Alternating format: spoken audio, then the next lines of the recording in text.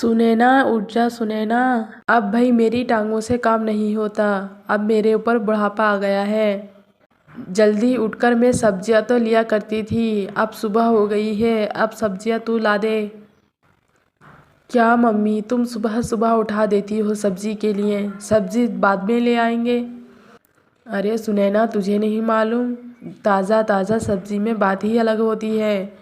दोपहर के टाइम पे सब्जी लेंगे वो सब बासी हो जाएगी। और देखो तो तेरी शादी को कुछ ही दिन बचे हैं। जब देखूंगी कैसे सब्जी नहीं लेके आएगी, यहाँ पर तो उठनी ही नहीं चाहती है। सुनैना को सुबह उठाने में बहुत परेशानी होती थी। सुनैना 10 बजे से पहले नहीं उठा करती थी। सुनैना का शादी के दिन भी करीब आ जाते हैं। सुनैना ससुराल में पहुंच जाती है।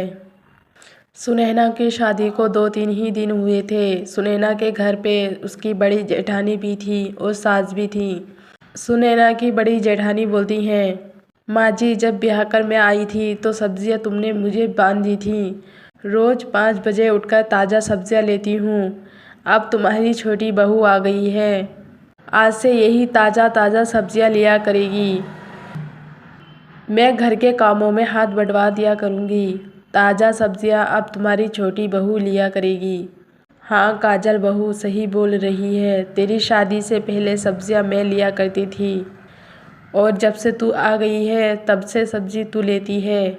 अब ये सारी जिम्मेदारी छोटी बहू की रही। और सुनैना बहू, तुम्हें रोज़ 5 बजे उठना पड़ेगा। हमारे यहाँ पर रामू सब्जी वाला आता है, उसके ठेले पर बहुत ज़्यादा भीड़ लगी रहती है। उसके ठेले पर लाइन लगाना पड़ती है। जब तुम उस लाइन में लगोगी तुम्हारा नंबर 7 बजे तक आ जाएगा।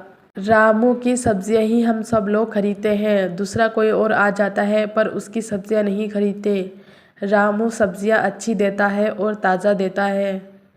सुनैना को ये जिम्मेदारी बहुत भारी पड़ जाती है।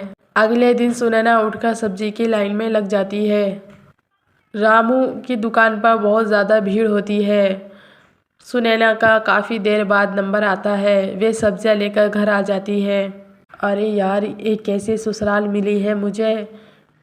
सुबह सुबह उठकर ताज़ा सब्जियां लो। इससे अच्छा तो मम्मी के घर पे ही ठीक थे।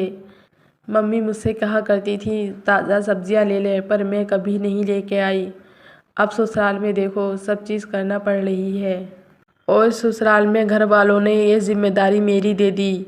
मुझे ही कुछ ना कुछ करना होगा। ना मुझे जल्दी उठना होगा और ना ही ताज़ा सब्जियां लानी होंगी। कुछ ना कुछ तो करना होगा। सुनैना पूरा दिन यही सोचती रहती है। उसके दिमाग में आइडिया आता है।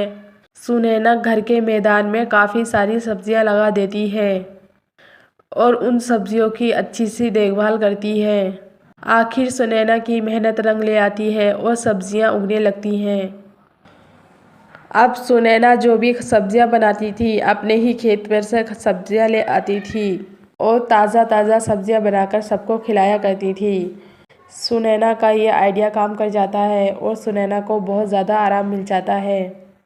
सुनैना के इस आइडिया से उसके ससुराल वाले भी खुश हो जाते हैं और बाकी जो मोहल्ले के लोग थे वे भी उनके घर से ताज़ा सब्जियां खरीदना स्टार्ट कर देते हैं।